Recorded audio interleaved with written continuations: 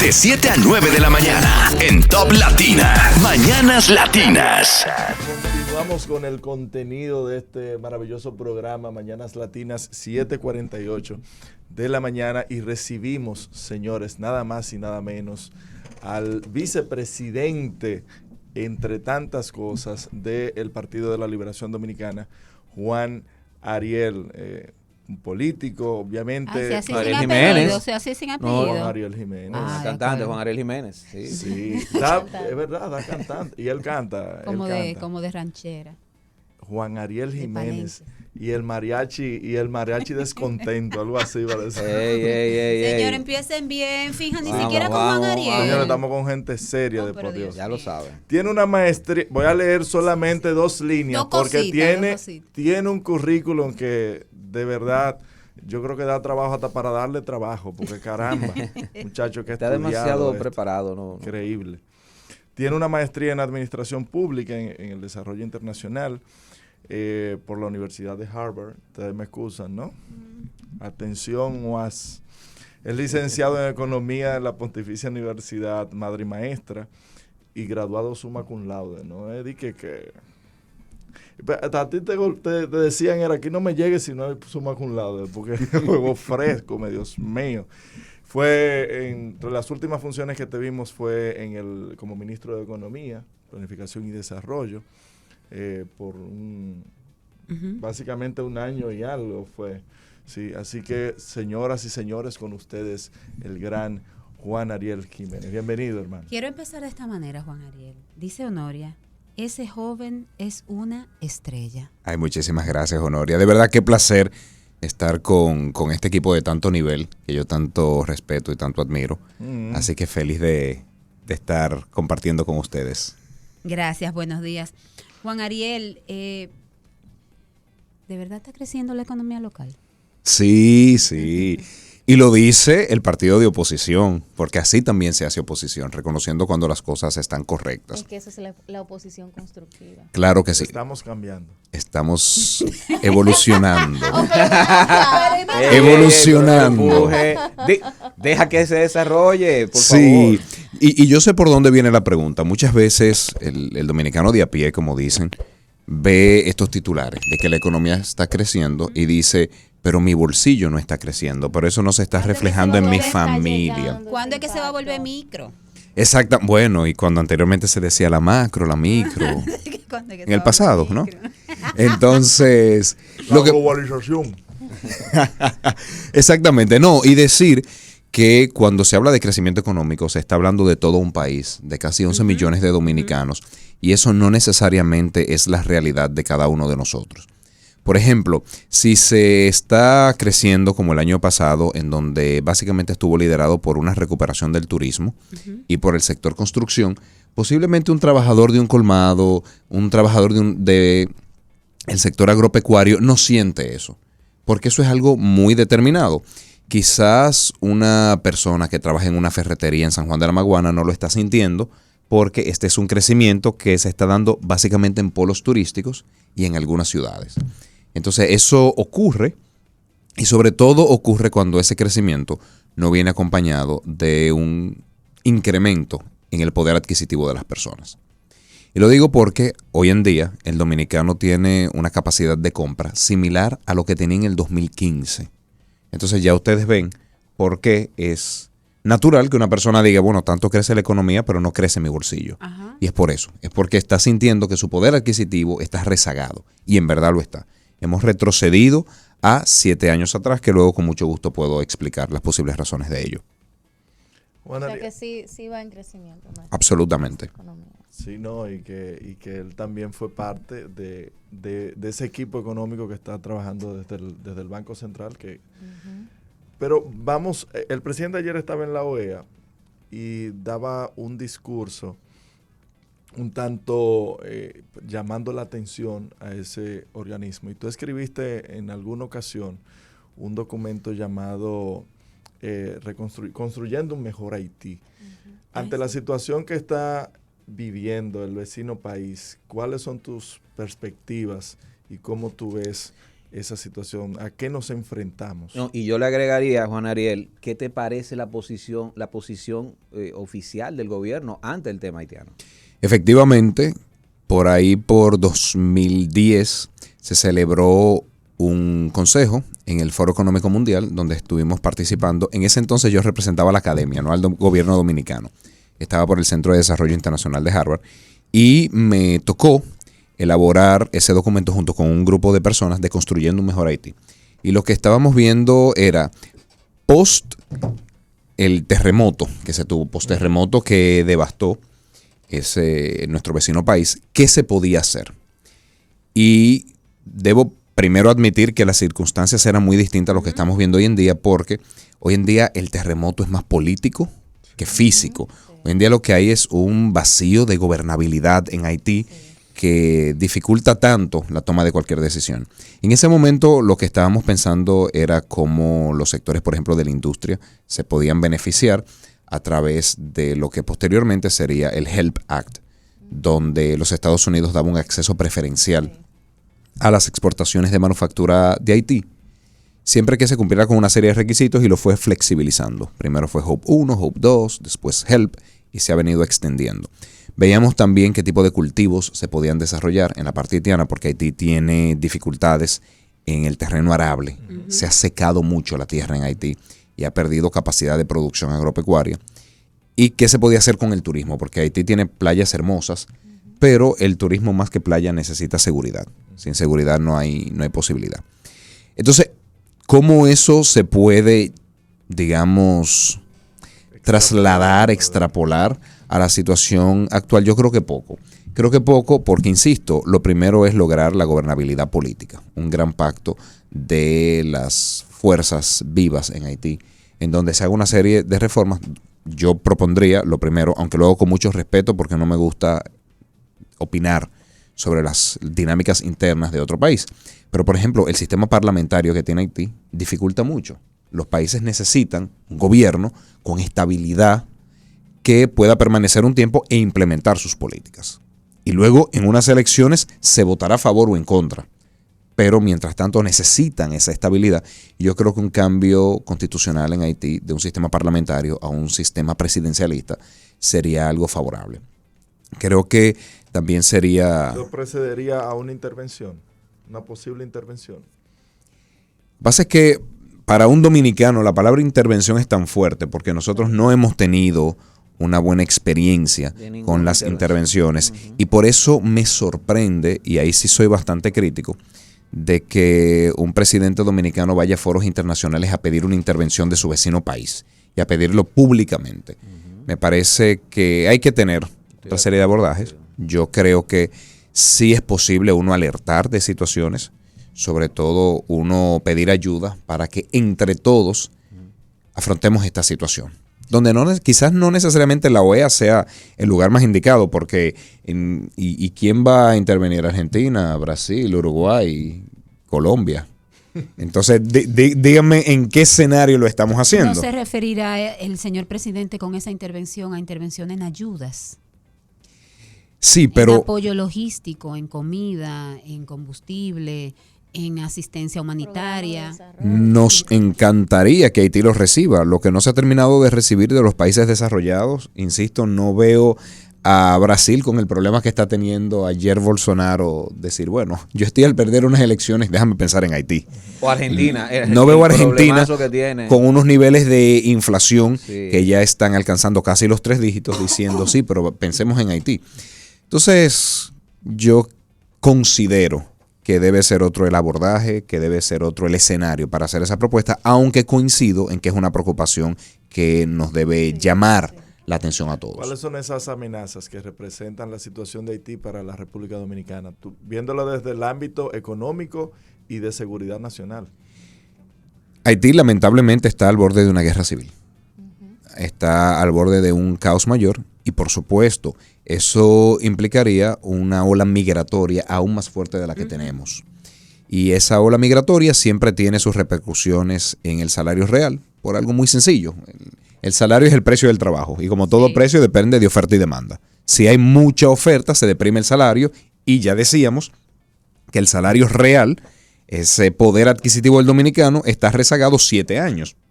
Entonces, exacerbar esa situación con una fuerte ola migratoria que impactaría sobre todo agricultura y construcción, y en tercer lugar turismo. Pero son muchos los empleos en esos 3 sectores, por eso pudiese afectar la economía. También tiene sus cosas buenas, ¿eh? Cada vez que viene una persona, consume también aquí, porque un trabajador termina comprando en el colmado dominicano, los productos dominicanos, y eso implica una suerte de motorización de la economía.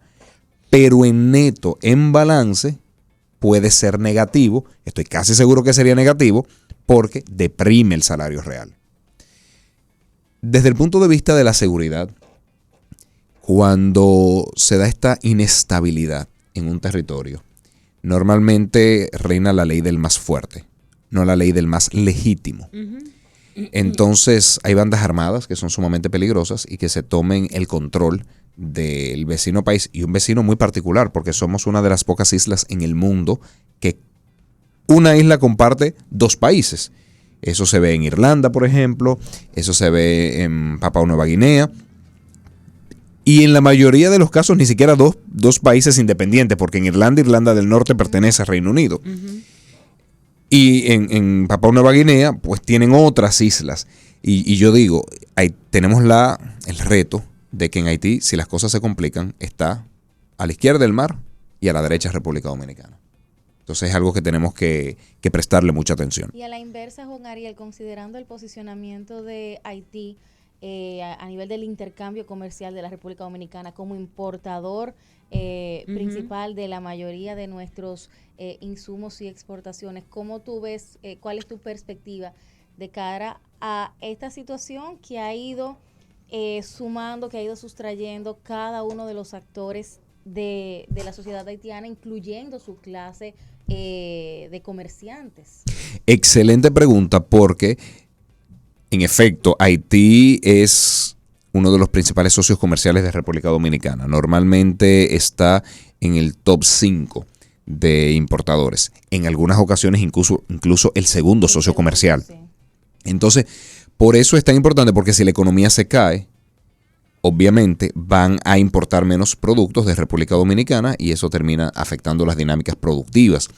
También nosotros tenemos un intercambio económico que se da en la zona fronteriza por las zonas francas que se han instalado, aprovechando, como decía, el HELP Act. Entonces utiliza algunos procesos de República Dominicana con una mano de obra barata de Haití, y ahí se crean sobre todo productos de confección para el mercado estadounidense. Eso se puede parar si la inestabilidad a nivel de seguridad es muy fuerte. Se puede afectar la economía dominicana por el vehículo comercial. Muchísimas gracias. Nos vamos a una pausa. Al regreso, más de Juan Ariel Jiménez en Mañanas Latinas. Temas de interés que podemos tocar con el señor Juan Ariel Jiménez, quien nos visita hoy en Mañanas Latinas, nos hace el honor de estar acá con nosotros. Sin embargo, hay algo que me llama muchísimo la atención, y es que hablas, y quiero asumir que sí, practicas la economía solidaria. ¿Qué es? ¿En qué consiste? ¿Por qué es importante? Absolutamente.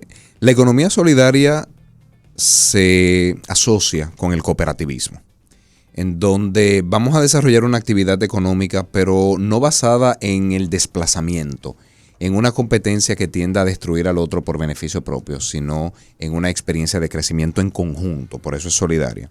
¿Y qué hacen las cooperativas? Las cooperativas agrupan personas para un fin determinado, en donde todos tenemos igual participación, en el sentido de independientemente de cuánto haya aportado un asociado, tenemos el mismo voto. Y lo hacemos para lograr un fin común. Por ejemplo, digamos que nosotros hacemos una cooperativa para comprar los equipos de esta emisora, y en lugar de ser una empresa en donde Dante tiene 90% de las acciones, entonces lo decide todo, no. Nosotros somos 6 y cada uno tiene el mismo voto, independientemente de que yo tenga el 1% de las acciones o de las aportaciones en el lenguaje cooperativo. Cada uno. Exactamente. Entonces, esa filosofía de trabajo que ha sido tan importante en sectores como el agropecuario, en donde se logra economía de escala. Cada agricultor por sí solo quizás no tiene los recursos para comprar algunas maquinarias, quizás no tiene los recursos para lograr una extensión de terreno que permita la economía de escala, entonces juntos sí pueden hacerlo. Yo soy un fanático de las cooperativas, sé el poder que tienen. En lugares como Israel han sido determinantes en su crecimiento económico, también en España, en Holanda, y creo que tenemos que sacarle mayor provecho, creo que tenemos que fortalecer más ese sector, apoyarlo más financieramente, y estoy seguro de que sobre todo en el agropecuario hay mucho que se puede lograr a través de la economía solidaria. Y se está logrando. Claro que sí, desde el gobierno del presidente Danilo Medina se logró mucho cuando... No, pero ya eso pasó. La pusiste fácil. Pero claro, La pusiste para que te la alquilen. así es, así Él le tiene es. una quiquilla al pobre Limber. No, para nada, no soy yo, son las estadísticas que él mismo publica. Entonces, no, decía que desde el gobierno pasado se ayudaron mucho a las cooperativas a adquirir equipamientos, a adquirir maquinarias, también se aumentó mucho el crédito a través de Fundación Banreservas. Entonces, se vieron los resultados. Ahora, creo que se puede hacer todavía mucho más. 3 puntos débiles como oposición que ustedes ven del gobierno actualmente. Agropecuaria, educación y energía. Pero educación, ¿en qué sentido, por ejemplo? Le pueden preguntar al ministro actual, que yo creo que es el que se ha pasado todas estas semanas haciendo una auditoría de la gestión pasada y evidenciando todos los problemas que había. Mira, yo soy muy crítico del sector educativo, incluso, Dante, yo soy muy crítico de algunas acciones de mi gobierno. Gracias. Y Expláyate ahí, dale, desarrolla. Que desarrolle esa bachiller. crítica ahí. no, lo que pasa es que tú me decías que no vaya al pasado, entonces por eso. No, yo puedo mirar para atrás, no te preocupes. No, y te inicio por detrás, claro que sí. Yo creo que en el gobierno pasado, correctamente, se puso mucha atención en construcción de aulas y eso era fundamental para instaurar el modelo de jornada extendida. No fue aleatorio ni al azar que se tomó la decisión de construcción de aulas. Si se quiere tener la jornada extendida, para que yo pueda tener un mismo niño 8 horas durante el día, como no puedo quitarle su plaza en la tanda vespertina, tengo que mandar a esos niños de tanda vespertina a otra escuela que está por construir. Entonces, eso es lo que explica la construcción de aula. Pero Que de hecho, para durar 8 años, la forma en que están construidas esas aulas, creo que es muy difícil adaptar a un niño 8 horas a un simple cuadrante. Sin que Pero hay tenga varios ningún tipo de recesos. comodidades. Hay varios recesos. Ahora, entiendo tu inquietud de que se debe tener también una serie de instalaciones deportivas que deben complementar también lugares para el esparcimiento y el disfrute artístico. O sea, que comparto tu apreciación. Se tiene en escuelas muy grandes, sobre todo en escuelas donde se tiene más de 1,000 niños. Ahora, mi gran crítica es que el programa de docentes de excelencia se empezó tarde. Normalmente uno quisiera que la apertura de nuevas aulas vaya par y paso con la incorporación de docentes de cada vez mayor calidad. Entonces, si se empiezan a inaugurar aulas y se empiezan a contratar docentes que no necesariamente tienen las competencias que nos gustarían, no estamos logrando todo el resultado que quisiéramos. Entonces, yo creo, y muchas otras críticas que pudiera hacer. Ahora, en la gestión actual, yo creo que empezó con mal pie en términos educativos. Yo creo que mantener las aulas cerradas por tanto tiempo, con la excusa del COVID. Y digo como excusa porque nunca entendí por qué las discotecas estaban abiertas y las aulas cerradas. Es que yo iba a mi universidad y yo veía todos los bares abiertos y las aulas de mi universidad cerradas. Cuando toda la literatura indicaba que las aulas debían ser las primeras en abrir y las últimas en cerrar. Tal cual es una frase textual de la CDC de Estados Unidos. Creo que empieza por ahí el problema. Se apostó a una educación a través de la radio y la televisión. Décadas de literatura donde eso es lo menos efectivo. El niño aprende más interactuando con otro. Hay una famosa pirámide, la pirámide del aprendizaje de Cody, donde las actividades pasivas, se indica que las actividades pasivas, escuchar, ver, son las que menor retención tienen. Las actividades activas, donde discutir con el otro, debatir, construir con el otro proyectos, explicarle a otros, es lo que tiene una mayor retención y un mayor desarrollo de competencias. Y ni decir de este afán de sistemáticamente ir reduciendo el presupuesto. Yo explicaba en el pasado, necesitan ideas porque le puedo dar para que no puedan ni el 8% del PIB. E ideas de rápida ejecución. Entonces, el año pasado les redujeron el presupuesto 5.350 millones, este año 4.250 millones, y uno dice... Intentaron hasta que una oposición correcta, constructiva, objetiva, de la sociedad civil, que es lo que más destaco, se opone. Durante los gobiernos del presidente Danilo Medina no se cumplió a cabalidad del presupuesto. Sí, siempre se cumplió. O sea que no es algo nuevo. No, siempre se cumplió, siempre se asignó el 4% de la educación, sin detalle. Ahora voy a la ejecución, sin excepción alguna, y nunca se intentó reducir el presupuesto en un reformulado. Ahora, señores, es normal que un ministerio no ejecute todo lo que tiene, porque, por ejemplo, si Dante es ingeniero y Dante tiene una obra y no me manda la cubicación al 31 de diciembre, yo no puedo forzar ese pago, porque hay todo un andamiaje para la ejecución presupuestaria. Entonces, por eso, ahora, todos esos años, la ejecución del presupuesto fue en promedio 98%. Siempre se asignó el 4% del PIB, nunca se redujo en un reformulado y la ejecución fue de un 98%. Presupuestos con un alto componente de gasto de capital, como depende del envío de cubicación de los ingenieros, es normal que tenga retraso y lo que uno hace es que ese pago que me acaba de llegar lo pago el 10 de enero, el 15 de enero, pero no había una intención de reducir la educación. Bueno, vamos a lo político. Dale. Digo, todo esto es político, pero vamos a lo partidario, el PLD. Es difícil tirarle algo, el partido de Dante a Juan Ariel, porque Juan Ariel tiene muy buena reputación, justamente ganada. Yo lo respeto muchísimo, además de que es una persona muy educada y todo eso. Sobreponte a eso. Pero me voy a sobreponer y te voy a preguntar, ¿cómo el PLD pretende competir con unos candidatos, o sea, con unos precandidatos, con unos aspirantes, a mi juicio, tan débiles? Porque fueron uno que la gente de a pie lo visualizamos los interpretamos como la gente que tuvieron responsabilidad directa en lo que terminó el PLD, ¿no? Porque lo peor del PLD no fue la situación económica, eso está claro, fue la parte de la corrupción, ¿no? Entonces, ¿cómo tú crees que el PLD puede reponerse ante todo eso? Y en 2024, tú sabes que todavía está muy abierta esa herida. Lo que pasa es que los escándalos de corrupción de este gobierno están más abiertos todavía. Y yo decía, pero es que como un gobierno puede presumir de integridad donde más del 50% del presupuesto se le está yendo en escándalos. Tenemos que saber, eso es verdad. No podemos sustentar una candidatura en que yo soy menos corrupto que tú. No, y no no sea corrupto en ningún porcentaje. Y no solamente eso, no se puede sostener un gobierno en donde ante cualquier fallo lo que hago es ver al pasado y encontrar las críticas en el pasado. Yo decía, pero estamos trabajando por el bienestar de los ciudadanos, estamos trabajando ¿está el gobierno trabajando para el bienestar de los ciudadanos o está el gobierno trabajando para ganar el discurso público de que en el pasado era peor? Ahora, yo voy a hablar del PLD, claro que sí.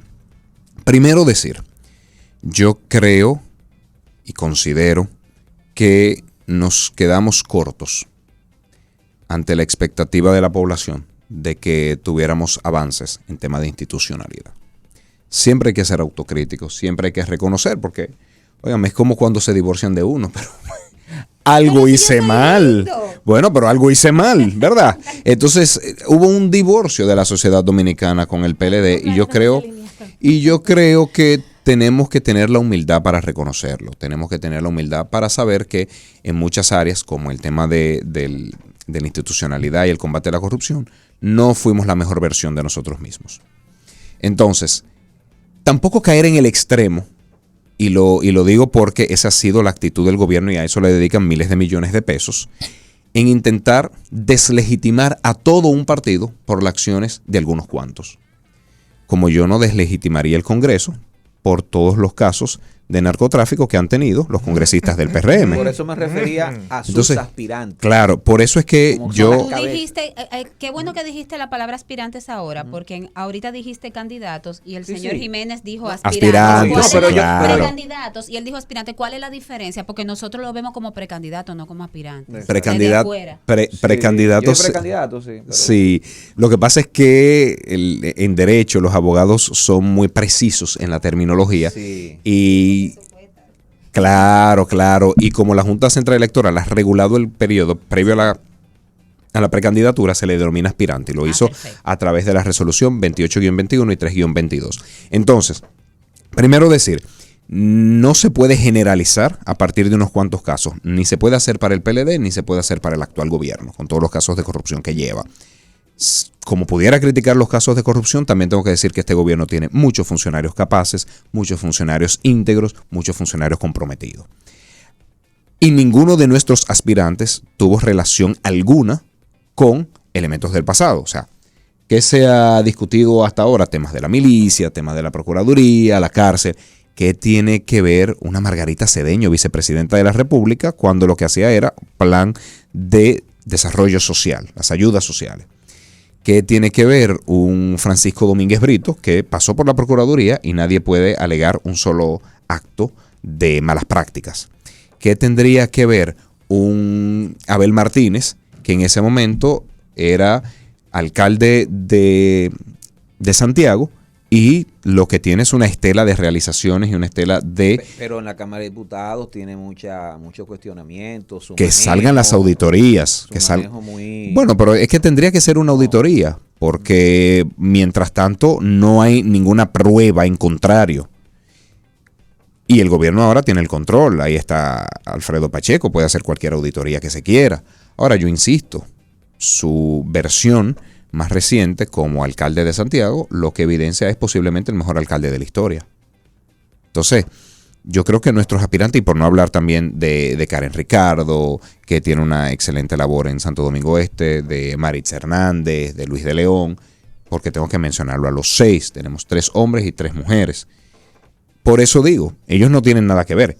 Y cualquier otro de mi partido que haya hecho lo incorrecto, que la justicia le haga caer todo el peso de la ley y que no se quede uno. O sea, yo creo que en el partido no hay ninguna animadversión a que la justicia haga su trabajo. Para nada. Sí hay recelo de que no se mediaticen los casos para lograr un daño político, porque eso no es institucionalidad. Yo tengo 2 preguntas, Juan Ariel. La primera va de la mano con este primer abordaje. A ti, y yo me incluyo, siempre se te ha reconocido tu preparación, tu trayectoria y digamos hasta la virtud de pertenecer a ese engranaje político, pero distinguirte a tal punto de que tu nivel de participación y de vigencia en foros de debate actuales de todo tipo, incluso a políticos, pues eso no se ha tocado. Y obviamente hay muchas personas de tu partido que han sido involucradas en algunos casos de corrupción y hay que respetar lo que será el debido proceso y será la justicia quien decida qué tan culpables o no son. Pero tu perfil resalta, tu perfil es distinto. Es difícil, y esta es mi primera pregunta, ¿es difícil para ti llevar tu trayectoria a hacer política con tantos frentes? No, para nada, porque primero no estoy solo, hay mucha gente seria, mucha gente buena en mi partido. Sus iniciales. No, son muchos. Lo que pasa es que no lo puedo mencionar. No, son tantos, pero el problema es que menciono 5 y los 15 que no mencioné no. Claro. Pero digo, Mario está rojita. pero voy a hacer el ejemplo contrario. Pensemos cuántos miembros del comité político han sido acusados hasta el momento. De la OTAN. Ni uno. ¿Cuántos miembros del comité central? 3. ¿Ustedes saben cuántos somos en el comité central? 1.400. Entonces, y digamos que se duplica, que se triplica, que se multiplica por 10 la cantidad de acusados, ni siquiera de condenados, de acusados, 30, de 1.400. Es que nosotros... Pero casos de dimensiones fuertes, Juan Ariel. No, pero es que esos son casos individuales. O sea, porque una persona, 2 personas hayan hecho lo malo, por más grande que sea, Eso no se puede generalizar, insisto, y este gobierno tiene escándalos de corrupción en educación, el mayor contratante, luego en Supérate, el segundo mayor, y en Pinta tu Barrio. Entonces, estamos hablando de casi la mitad del gobierno, porque, ojo, digamos que el tema de la cárcel, de la Victoria, la nueva Victoria, que está siendo quizás el centro de un caso en particular. Eso no es ni el 20% de los problemas que ha habido en el Ministerio de Educación hasta el momento. ¿Sabes qué? Perdón, insisto en que no puede ser una batalla de quién es peor. Sí. Eso es lo que yo decía. Y de verdad, para nada. Porque la política debe ser una batalla de ideas, de quién tiene las mejores propuestas para la mejoría de la ciudadanía. Eso es verdad. Ahora, lamentablemente, es que el gobierno está obsesionado en deslegitimar al contrario, no en legitimar sus ideas, no en decir mi propuesta educativa es la mejor por esto. Es decir, 2 años después encontré una deuda de 3.000 millones y hay que explicarle lo que son los libramientos. Eso no es deuda. Eso son cubicaciones pendientes de pago. No es en decir, estas son mis propuestas para combatir la inflación. No, es en decir, bueno, lo que pasa es que encontramos un estado quebrado. ¿Pero qué estado quebrado? Si al mes y medio emitieron el offering memorandum para los bonos soberanos y alabaron como ni yo pudiera hacer la política económica del PLD. Juan Ariel nos escribe una mañana latinista y nos dice que la diferencia es que ahora sí salen los casos y que no se tapan. O sea, los casos del propio gobierno salen a la luz pública y que aparentemente, según esta mañana latinista, y es la visión de mucha gente, es el pensar de mucha gente, en el gobierno previo no salían porque... Pónganse a pensar, ¿quién saca los casos en la actualidad? Los programas de investigación. No ha salido de la actualidad un solo caso del propio Ministerio Público, Todos los casos, piensen uno por uno, han salido en los famosos programas de investigación que tenemos en el país. Se han destituido, ninguno procesado, salvo el de la lotería, que fue demasiado obvio. O sea, que no hay un Ministerio Público independiente. No, yo no pudiera decir eso. Yo yo me cuido mucho en lo que expreso. Los casos que hasta el momento han salido en programas de investigación de la prensa dominicana. Y uno se pregunta, ¿y los organismos de seguridad y de investigación dónde estaban que no estaban alertando eso? ¿Se quitan por el miedo al daño a la reputación o por de verdad cuidar la integridad del gobierno? Porque ¿por qué no se quitaron antes? Con el tema Perdón, público. pero yo quiero ir al Ministerio Público. Insisto, que el Ministerio Público investigue los actuales, los anteriores y que la justicia decida. No quiero calificar al Ministerio Público a partir de lo que he dicho recientemente. Ahora, el Ministerio Público tiene una persona honorable, que es la magistrada Miriam Germán, y a partir de su honor, a partir de su trayectoria, que no se doblegó ni siquiera ante un cuasi todopoderoso Joaquín Balaguer, porque todos recordamos la carta que él envió, de ahí se deriva... un cuasi poderoso Jean Alain también. Sí, que la desconsideró. Sí, que la desconsideró y creo que son de las manchas indelebles que tiene nuestro paso. Y por eso dije, no fuimos mucho manejo, dicen aquí. la mejor versión de nosotros mismos. El santo manejo. Obra Pública debería contratarlo a él. Bueno, Obra Pública debería ejecutar su presupuesto, porque tiene una subejecución presupuestaria muy grande. Perdón, pero... lenguaje muy diplomático, pero a veces yo te veo y de verdad con todo el respeto digo, la tiene difícil, porque tú mantienes, como decía, tu nombre aparte, pero tienes mucho tú porque eres diplomático y solidario. Tú, como dice con la tu canción equipo. de Silvio, tú vives soñando con serpientes. La matas y aparece una mayor. Sí, mira, y eso me pasa cada rato, que digo, ya voy a dejar de ir tanto a los medios, y el gobierno hace una y digo, oh, pero bueno, y volvemos. Yo decía, mira, no, ya pasaron los 2 años, me lo voy a coger un poco de espacio y luego vienen a quitarle el 4%. Entonces, ahora, el Ministerio Público, para lograr la real independencia estructural e institucional del Ministerio Público, se requieren 2 cosas. Uno, que la elección de la figura del procurador o procuradora sea en el marco del Consejo Nacional de la Magistratura. Y 2, que tenga un presupuesto que no pueda ser modificado o decidido por el Poder Ejecutivo. Eso es independencia.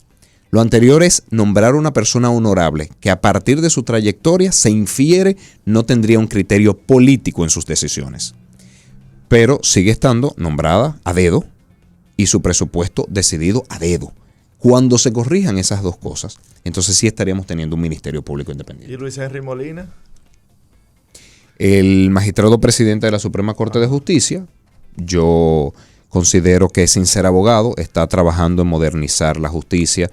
Recientemente tuvo una gran victoria con los medios digitales para lograr las audiencias de medios digitales.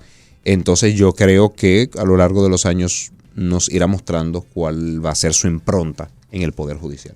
Nos vamos a una pausa, al regreso más de Juan Ariel Jiménez en Mañanas Latinas. La necesidad del desarrollo de sectores como la educación y la importancia para todo país.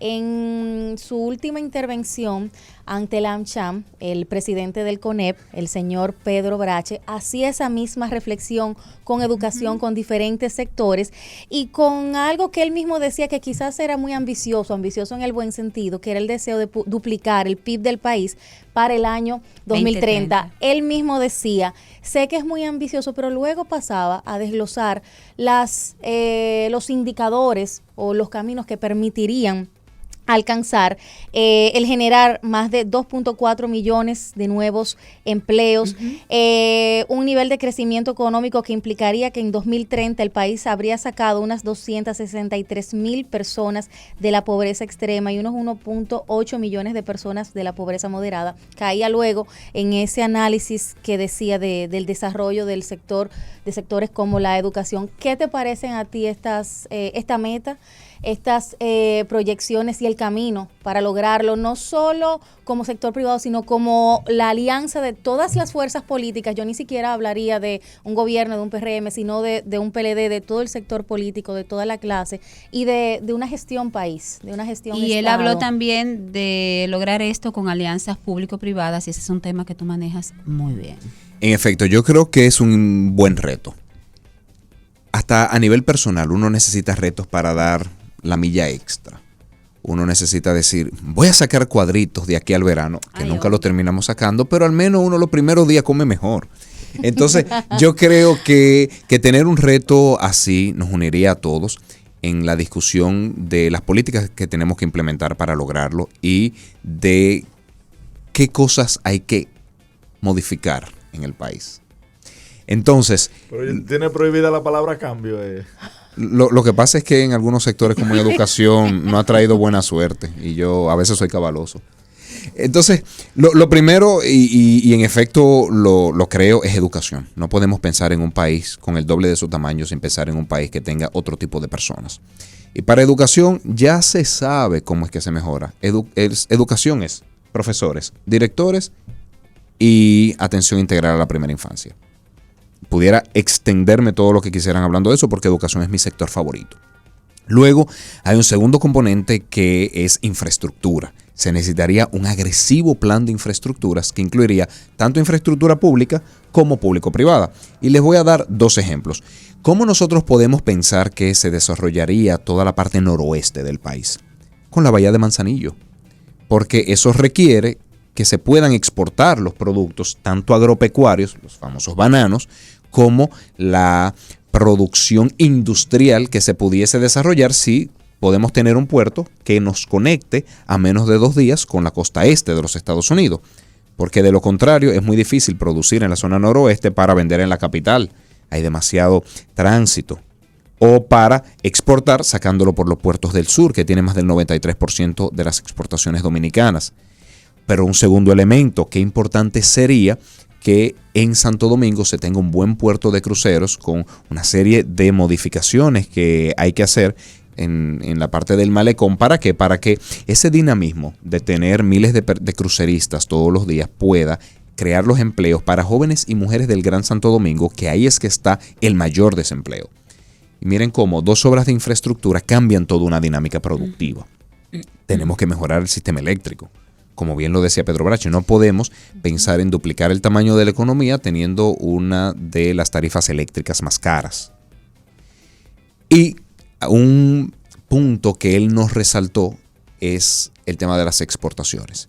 Si nosotros vemos todas las experiencias de alto crecimiento que ha tenido el mundo, estoy pensando desde un Irlanda hasta un Singapur en Asia o un Mauricio en África, siempre ha tenido un importante componente de exportaciones por algo muy sencillo. Los países pequeños no tienen la dimensión para que se realicen grandes inversiones. Por ejemplo, para 10 millones de personas nadie va a instalar una fábrica de smartphones. No. Ese mercado es muy pequeño. Yo lo necesito para un mercado de cientos de millones de personas. Don Pedro hizo algún comentario en referencia con el nearshoring. Sí, nearshoring es importante porque luego de que el mundo se fue estructurando como Estados Unidos el gran consumidor de bienes industriales y Asia el gran productor por los bajos costos que tenía, nos hemos dado cuenta que las cadenas de valor cuando están tan distantes se vuelven complejas y por eso ahora a uno le da mucho trabajo hasta conseguir la pieza de un vehículo si choca. No digo por experiencia propia, porque sí, porque se han desestructurado las cadenas de valor. Por eso las empresas, sobre todo norteamericanas, están dando preferencia a producir cercano. Y cercano en el Caribe es República Dominicana. Pero eso impulsaría las exportaciones. Absolutamente, sí. Ese es un elemento que impulsaría las exportaciones. Y hay muchas otras exportaciones que se pueden realizar. Exportaciones de productos agropecuarios, un relanzamiento del sector turismo, que con mucho gusto puedo hablar de eso. Si es verdad que tenemos más turistas, menos turistas. Entonces... diversificación de las exportaciones también. Diversificación de las buenos exportaciones, encadenamientos productivos. incluyendo diversificación del turismo. Porque nosotros hemos potenciado mucho el turismo de sol y playa, pero hay otros tipos de turismo como el turismo ecológico, el turismo cultural, el turismo de salud, teniendo y de calidad, sí. que podemos desarrollarlo de Ha estado calidad. creciendo bastante el turismo de salud. Absolutamente. Y creo que tenemos una excelente oportunidad en el turismo de aventura y ese turismo un poco más alternativo y sustentable, en el que la gente viene y hace camping. Eso necesita infraestructura también. Y acá no la tenemos para eso. Excelente. Tenemos algunas burbujas que lo potencian. Ya por el año 1900, ay Dios, hace unos años ya yo hacía un viaje de camping por Europa y en cada site, ese camping site tenía un bar, una lavandería, un baño con agua caliente y un lugar donde yo escogía si me quedaba con mi casa de campaña o si me quedaba en un pequeño bungalow. Y eso apenas empieza a crecer aquí en un país que tiene los 4 microclimas y que podríamos aprovechar bastante. En efecto, y eso explica por qué digo que la infraestructura tiene un componente tan importante. Y hablando de alianzas público-privadas, claro que sí, pero no todo es una alianza público-privada. Y esa sí es una crítica que le tengo al gobierno. Entonces, para uno decidir que es una alianza público-privada hay una serie de criterios técnicos. Primero es una infraestructura pública, sí o no. Por eso me sorprende alianza público-privada para desarrollar hoteles en Pedernales. Digo, pero es que hoteles no es una infraestructura pública, eso es un negocio meramente privado. Entonces, no hay justificación para hacer ese tipo de cosas. Ni siquiera la creación de empleos y desarrollo de la zona no lo justifica. No, Una justificaría, honesta, claro que sí. sarcasmo. No, justificaría el uno crear las carreteras, construir las carreteras. El aeropuerto. Construir el aeropuerto no tiene sustento técnico. Okay. Se debe utilizar el aeropuerto de Barahona y reducir la distancia por vía terrestre. Mejorando las carreteras, estableciendo el sistema de aguas servidas, estableciendo los mecanismos para poder tener una generación de energía o traerla, por ejemplo, de Barahona. Entonces, por eso digo, eso es infraestructura pública, lo que corresponde a un gobierno hacer. Lo que un gobierno no puede es entrar en el campo privado porque... Ponga a la gente su dinero, eso es lo que tú quieres. Claro. Si usted se va a ganar un dinero ahí, es verdad que me va a ayudar, pero ponga su dinero suyo. Yo le pongo los servicios sociales que usted necesita, le pongo las escuelas, le pongo los crezca. hospitales, todo lo demás, pero usted haga su inversión y usted administre, porque es como en un juego de pelota. El pitcher, por más que quiera, no puede quechar y viceversa. Entonces, el público tiene una razón de ser, el privado tiene otra razón de ser. Cierto, a veces juntos, pero no siempre.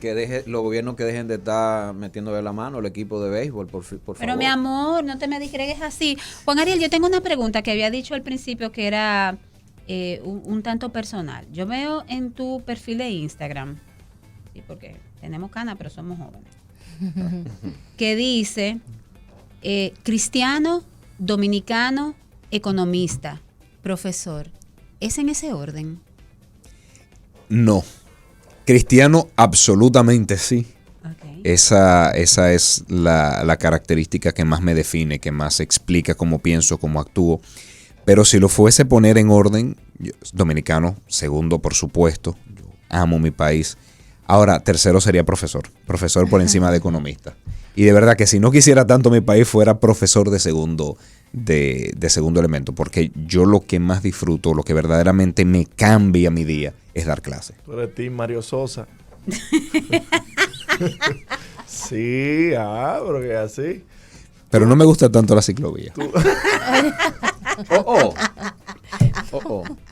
No tuviera Nada ese, personal. no tuviera ese Imposible. problema Pero con tú vives en la Europa, pieza. Juan Ariel. Claro, y como sé que en Europa hay otro tipo de clima, como sé que en Europa no se tienen los asaltos que se tienen en República Dominicana, como sé que en Europa las calles son mucho más grandes, Destruyó pues la entonces... ciclovía en Pero No. esos asaltantes fueron creados en los sistemas de educación de los gobiernos del PLD. No, los asaltantes han ido Jóvenes creciendo de en toda menos parte. de 20 años. Lo que pasa es que un sistema educativo no te crea a las personas. Un sistema educativo falla o tiene éxito en cambiar a las personas. Pero no podemos pretender que las aulas van a sustituir el rol que debe jugar la familia. Y lo digo, de hecho hay abundante literatura. Hay un texto muy bueno que dice: la escuela no puede sola. Ahora, si nosotros vemos, por un lado, las estadísticas dicen que la tasa de homicidios por cada 100.000 habitantes fue disminuyendo constantemente desde el 2013. Este año ya ha crecido 22%. Pero Esto de la detrás... pandemia, eso ha sido global. No ha sido global. La mayor parte de los países de América Latina, quizás con la única excepción de República Dominicana, han tenido una disminución de la tasa de homicidios. República Dominicana ha Pero sido tú la sí penosa tienes excepción de aumento. los datos, no como la encuesta aquella. No, yo sí tengo los datos y además los saco de fuentes públicas. Sí, Perfecto. Cada vez que me Sí. cuestionan los datos, lo que hago es que lo publico, print screen y lo pongo en mi Twitter. sí. Ahora, Eso lo sacó en su último reporte de yo la sí, ONU. claro. No, y es que está ahí. O sea, cualquiera puede entrar al Observatorio Ciudadano de Seguridad y lo puede ver, cómo se ha tenido un aumento de 22%. Ahora, de la pregunta de Dante, lo que yo infiero es: ¿se pudo hacer más en los gobiernos pasados para transformar las dinámicas sociales, sobre todo en los barrios, que permita que se redujera aún más la delincuencia? Claro que sí, nos quedamos cortos. Porque no podemos pensar en reducir la delincuencia solamente a través de la escuela. La escuela no puede sola. Pero si nosotros pensásemos, por ejemplo, en clubes deportivos, en clubes artísticos, donde los jóvenes tuvieran oportunidad de canalizar sus energías, de pasar tiempo y sacarlos un poco de la calle, eso se pudiese realizar. Si nosotros pudiésemos pensar en una expansión aún más acelerada de los CAIPI, de los lugares para atención integral de la primera infancia, donde las madres solteras puedan ir a sus lugares de trabajo y no tengan al niño que lo está criando una persona desconocida o que ante la difícil situación económica lo está criando el barrio. Si nosotros pudiéramos decir: no, usted puede ir a trabajar tranquila porque su hijo está seguro. Yo creo que sí, que se pudo haber hecho más. Y debimos hacer más. Y hablando nuevamente del PLD, hay gente que ya te ve con aspiraciones, de verdad, como te ven con un potencial más bien para ser candidato presidencial en el 2028. Uy. Tan temprano, ¿verdad? Uy, Presidenciable Dios para mío. 2028. Entonces, ¿qué tú preferirías? ¿Hacerle caso a esas voces? Esas o, voces. o quedarte trabajando dentro del partido, siendo un soldado del David partido? Collado por un lado. Juan Ariel por Ariel por uno, otro. José Horacio por José Horacio otro. por otro. Óyeme, pinta bien ese Sí, escenario. sí, Vamos mejorando, sí. vamos Vamos mejorando. Pero, Es una pero hay pregunta. mujeres Ey, presidenciables estamos también, cambiando. Era una pregunta. Estamos evolucionando. Sí, y la Él junta respuesta todos es los eso. sinónimos. Yo sabía. No, tengo una galería de sinónimos. Evolucionando, Evolucionando, transformando, modificando. modificando. Está bien, Sí, tu sí, equipo de sí. comunicación. Claro, bueno, pero si vamos atrás, cuando leíamos mi perfil de Twitter, la primera palabra era cristiano.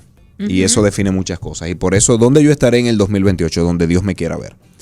Donde yo me sienta que estoy haciendo su voluntad. Si siento que estoy haciendo su voluntad en un aula, tranquilo, sin mayor participación pública, solamente transformando la vida de 30 estudiantes, yo seré extremadamente feliz haciéndolo. Si siento que la voluntad de Dios es que esté en una contienda electoral, pues también estaré haciéndolo. Si siento que es la voluntad de Dios que esté escribiendo, por ejemplo, o participando en la actividad privada, yo ahí estaré. De verdad que no tengo una mayor aspiración que no sea sentirme que estoy aportando a mi comunidad desde donde Dios me quiera ver. Que trates de aportar como candidato a senador. Me dijeron eso. Pero hay algo Ya te pusieron Dijeron el por aquí. cronograma. que tú hablas de... nosotros hablábamos de la preparación que tienes y de ciertas necesidades que tiene este gobierno, de personas como tú. ¿Tú estarías en la disposición de servirle al país, aún no sea en el partido de gobierno de tu... De tu parte. Absolutamente, pero no desde una posición pública. Me explico. Pero ¿y por qué no? No, porque cuando uno es funcionario, uno es parte de un equipo. Y si no es su partido de gobierno que está en el poder, sé que no soy parte de ese equipo. Y sé que la interacción no sería cómoda ni para ellos ni para mí. No te van a ver igual. No. Sí, y además también entiendo que ellos ganaron las elecciones y quienes hicieron un trabajo político, quienes hicieron un trabajo en estructurar su programa de gobierno, deben de tener la prioridad.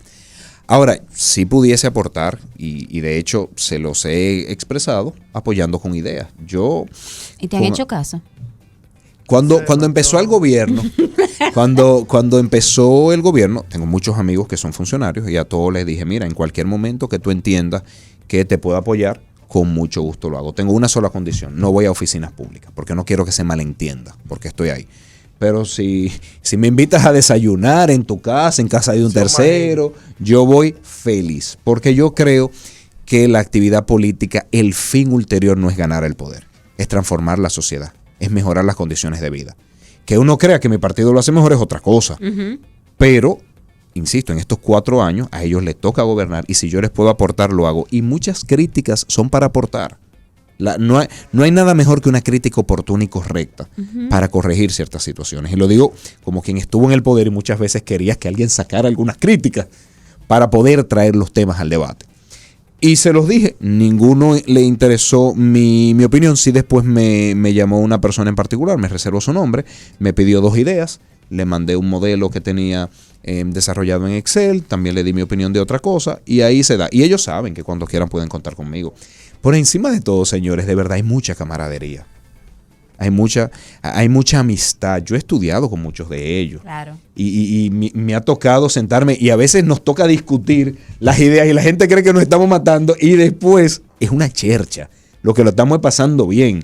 Entonces lo digo porque con el ministro de Economía me han tocado 2 debates y la gente ve y esta competencia de números y de que dan los comerciales lo que nos podemos es relajarnos uno con otro. Entonces hay mucha camaradería en la política. Lo mataste, acabaste con el pobre. Tú sabes, una pregunta. Yo no, los números que ellos publican. Es algo que no se puede obviar porque tu padre fue una persona que en los 90, a finales de los 80, y digo que muy a principios de los 90, tenía un perfil que yo desde niño, que me gusta este ámbito de la política y ese tipo de cosas, le caía atrás a mi papá, veía mucha televisión. Al que yo veía siempre era tu papá.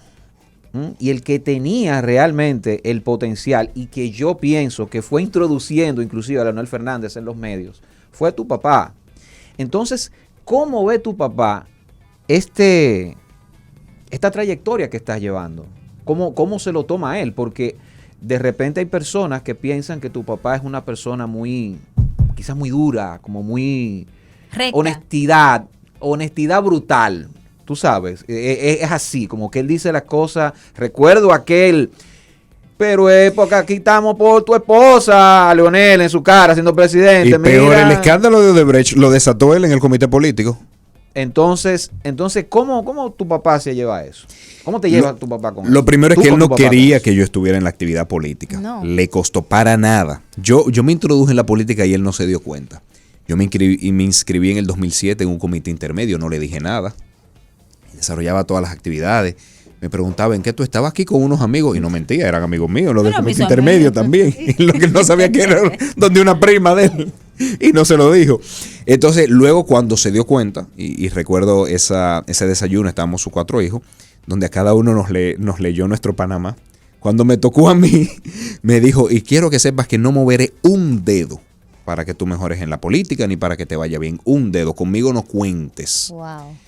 Primero porque él quería que yo desarrollase mi vida académica. Su sueño era que yo estuviera dando clases en una universidad extranjera. Es algo que inicié en su momento. Sí. Y por eso él quería que yo continuara, y segundo, porque él tiene como convicción de que cada quien se tiene que ganar su espacio. Él dice, mira, mi papá siendo un exitoso agricultor de La Vega, me daba muy poco de semanal para que yo tuviera que salir a limpiar zapatos y ganarme mi propio dinero. Él eso lo tiene en su ADN y lo respeto mucho. Luego que él vio que era inevitable, que no había vuelta atrás, me dijo... Y que había aceptación de las masas. Y que a las personas le gustaban algunos de mis planteamientos. Entonces, él sí me dijo, mira, yo creo que ya tú has decidido, tú eres un hombre, tú eres un adulto, tomaste tu decisión, pienso que no es la mejor, sigo insistiendo en que tu vida académica debió ser la prioridad, pero ya que estás en esto, me dio unos cuantos consejos. Y me dijo, yo estoy de retiro, yo me voy del CPEC. Si te interesa algún día escuchar mi opinión, a ti o a cualquiera, me preguntan. Y si no, hasta mejor, porque quiere decir que todo va bien. Si no me preguntan, él dice, yo soy parte de un comité consultivo que quisiera que nunca consultaran, porque si no nos consultan es que todo está bien. Pero sí, claro que tenemos interacción y yo respeto mucho la experiencia que tienen las personas. ¿No te preocupa ser como una herramienta sencillamente de uso para lavar la cara del PLD en un momento dado? ¿No te preocupa eso? No, para nada. Yo creo que el tiempo va poniendo cada cosa en su lugar. Y como ustedes ven, más que nada intento hacer un tipo de política de debatir ideas. Ni de defender a nadie, ni de atacar a nadie. Fíjense, en cada uno de mis programas nunca menciono una persona. Puedo mencionar políticas públicas, pero personas no, ni para defender. Digo, señores, yo no soy ni abogado de la defensa, ni procurador, ni juez. No puedo participar en ese debate. Yo soy economista, que he estudiado y sigo estudiando políticas públicas y por eso me gusta hablar de ese tema. Nunca te ha bajado una raya, Danilo. Mira, vamos a hablar de esto. No, pero para nada. Nada. A mí... bueno, es que tú decías anteriormente que mi padre era muy duro. Yo no soy tan duro, yo soy más diplomático, pero algo queda del apellido en la sangre. Entonces saben que yo no que yo no soy. ¿Cómo es? ¿Cómo? Ven acá, Juan Ariel, que tenemos que hablar de esto. Juan Ariel, tú hablabas ahorita del divorcio que tuvo la sociedad dominicana con el Partido de la Liberación Dominicana. Hay divorcios con órdenes de alejamiento y hay divorcios como que de vez en cuando se dan su visita para ver a los hijos. ¿Cómo está al día de hoy el posicionamiento del Partido de la Liberación Dominicana frente a la sociedad? Y no voy a hablar de encuestas. Sí, para que no te pase lo del amigo Rafi Paz. Sí, sí. Por eso te hablaba que si tú te tienes los datos. Yo pero tengo no querías todos los datos de la mencionar. economía. Sí. Y lo que no tengo es los breaks que aprovecho y lo pongo en el celular. ¿Cómo va el posicionamiento? Mejor de lo que muchos creen, pero no tan bien como a mí me gustaría. En efecto, hubo un divorcio, nos dimos un tiempo, como estas situaciones, y yo creo que hay que aprovechar ese tiempo para reflexionar, hay que tener humildad para saber que hubo cosas que no hicimos bien y que tenemos que cambiar. Se ha hecho todo, no tanto como me gustaría. Creo que todavía nos falta repensarnos mucho más, porque la sociedad cambió mucho. De todas formas, en la medida en que la situación económica se ha ido deteriorando, en la medida en que los precios se han salido de control, que las familias han perdido poder adquisitivo, que han regresado los apagones tan dolorosos, que se han visto descalabrarse muchos servicios como el 911, el programa de medicamentos de alto costo, pues es normal que las personas miren hacia atrás y digan, esos programas, esas situaciones económicas estaban mejor. Y empiecen a vernos con otros ojos, pero no nos podemos dormir en los laureles, no podemos apostar a que el gobierno lo esté pasando mal para que la gente nos vea, tenemos que apostar a dar una mejor versión de nosotros mismos. Entonces eso lo estamos construyendo, insisto, más de lo que la gente cree, no tan rápido como a mí me gustaría, pero yo creo que va a ser fundamental ya cuando este 16 de octubre las personas elijan el precandidato o precandidata, pues ahí que sea esa persona la que tome el liderazgo de así veo una nueva República Dominicana. Y para esa nueva República Dominicana, estas son las cosas que tenemos que hacer en el partido. ¿Se va a dar o no se va a dar? Está pendiente. Nos vamos a una pausa, al regreso cerramos Mañanas Latinas, hoy con un invitado de lujo, Juan Ariel Jiménez, con nosotros. Mañanas Latinas por Top Latina 101.7 con Juan Ariel Jiménez. Juan Ariel, conversábamos ahorita, en broma y en serio, de una posible parrilla de candidatos presidenciales o presidenciables de los diferentes partidos. Hablábamos del PLD, del PRM, de José Horacio. También, ¿qué te parece a ti esa generación joven de líderes, de representantes de los diferentes partidos que ya no solo se va formando, yo creo que está formada, pero sigue aprendiendo, sigue cogiendo experiencia, sigue creciendo y a pesar de su juventud son voces que se respetan? Y hablo de todo, son voces que se respetan y que tienen su peso por mérito propio. ¿Qué opinión te merecen tus contrapartes? Muy positiva mi opinión. Yo estoy muy optimista porque veo en cada uno de los partidos a gente muy preparada, es lo primero. Lo segundo, muy comprometida porque sé que le pudiera ir mucho mejor en otros espacios, en el ambiente privado, por ejemplo, y los veo haciendo actividad política y eso habla muy bien de ellos. Y porque cuando me ha tocado compartir y dialogar, sé que tienen propuestas muy interesantes, muy innovadoras sobre qué hacer en la República Dominicana y eso en todos los partidos. Entonces la verdad es que yo soy muy optimista de que si se le da la oportunidad a esa nueva generación, la verdad es que independientemente del partido que sea gobierno, vamos a tener muy buenas políticas públicas. Claro, yo pienso que los míos son un chin mejores, ¿verdad? Eso es lo normal. Pero nunca desmeritando la calidad y el compromiso que hay en otros partidos, en todos, de verdad que sí. A mí me gustaría que mantengan la buena competencia, que marquen una diferencia y superar las cosas que... Tú dices la nueva generación, ¿verdad? Para saber si iba y te abrazaba o no. La nueva generación, superar esas cosas de las que somos críticos hoy en día, pero aprovechar ese potencial que tienen tantos en los diferentes espacios políticos. Ayer en mi tweet puse un tweet de Nadal y Federer. Uh-huh. De esa rivalidad sana que hubo y que le dio al tenis los años de gloria que vio. No lo puse porque no quería ser tan directo, pero lo que tenía detrás en mi cabeza es a eso debemos apostar en la política. Uh-huh. A tener esa rivalidad de tipo ideas. Nadal y Federer. Sí, de ideas, sin hacernos daño mutuamente. La verdad es que dos titanes del tenis, uno lo veía apoyándose uno a otro. Federer iba a la academia de Nadal, por ejemplo. En sus causas sociales. Exacto, entonces a eso tenemos que apostar. Yo creo que la sociedad dominicana valoraría más ese tipo de política. Retos y oportunidades del Partido de la Liberación Dominicana de cara al 2024, porque no estamos en campaña, pero sí. Reto, humildad. Ay, hombre. Humildad. Escuchar. No, mire para atrás. Y abrazar causas. Preguntarle a la sociedad dominicana, te escucho con humildad. ¿Qué te interesa? El medio ambiente, vamos a trabajar. ¿Qué te interesa? Deporte, salud mental, vamos a trabajar. Oportunidades, renovación. En el partido hay gente talentosísima en cada una de las comunidades.